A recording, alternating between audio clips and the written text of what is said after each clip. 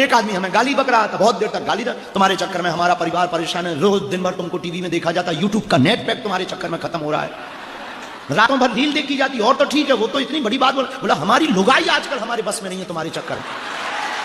बड़े भयंकर आरोप लगाए उसने, बहुत गालियां बकी। उसे लगा कि ठीक है, अब मतलब साहब आप अपने ऊपर मत ले जाना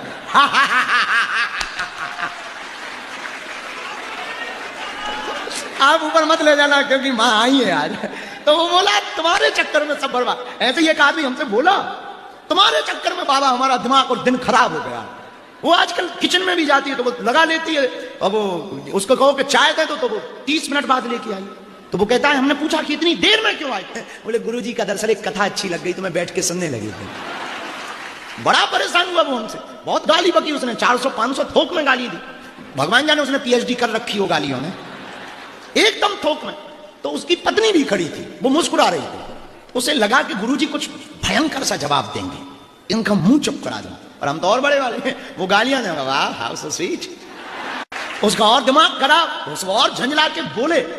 धीरे से हमने कहा साहब अगर हो गई हो तो सेम टू यू।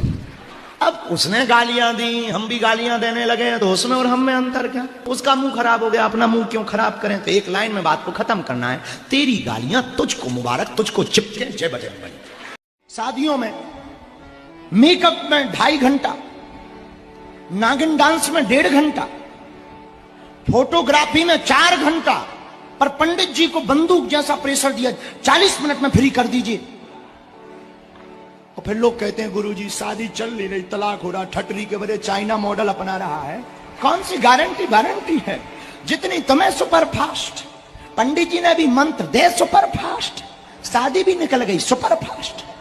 अब लड़ो मुकदमा, लो तलाक, झंझट खत्म। करेरा की चिटिया थी, चिटिया तो होती है हर जगह होती, करेरा में भी होगी, हैं हमारे रूम में तो है, हमारे रूम में तो है। आज हम लोग सुबह यही बता रहे थे, आप हमारे बिस्तर पे चीटियां, कुछ मिले ना मिले चीटियां मिलेंगी, क्योंकि हम उसी पे पाते हैं, उसी पर गिराते हैं।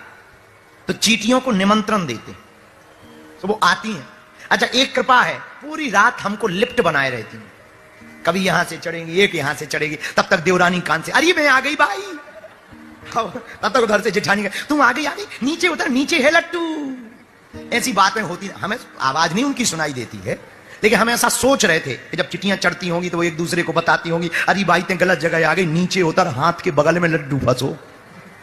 ऐसा बात कर रहे हैं, हमने सुनी तो नहीं है, पर हम एक दिन कल्पना कर रहे थे कि ऐसी बात कर सकती है वो आपस में, उसमें कोई बड़ी बात नहीं कर सकती। अच्छा चीटी तो चीटी है, हम लोग बड़ी बड़ी फेंकते हैं, मानते बहुत छोटी है। सच यही है, एक चीटिया थी करेरा की, अस्पताल में भर्ती हो गई। डॉक्टर ने कहा क्या बात है, भर्ती क्यों हो गई? बोले दरअसल हाथी बीमार है, अगर उसको खून की जरूरत पड़े तो हमारा ले लेना।